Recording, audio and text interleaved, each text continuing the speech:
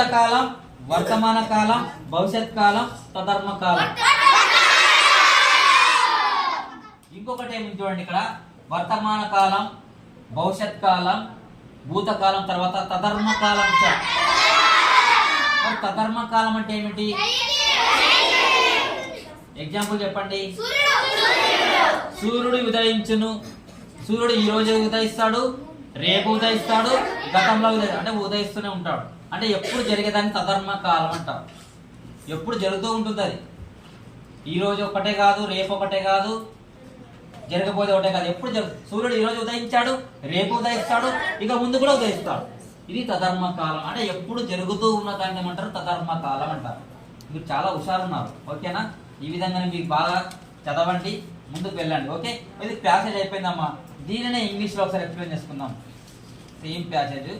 మీరు ఒకటి గుర్తుపెట్టుకోండి,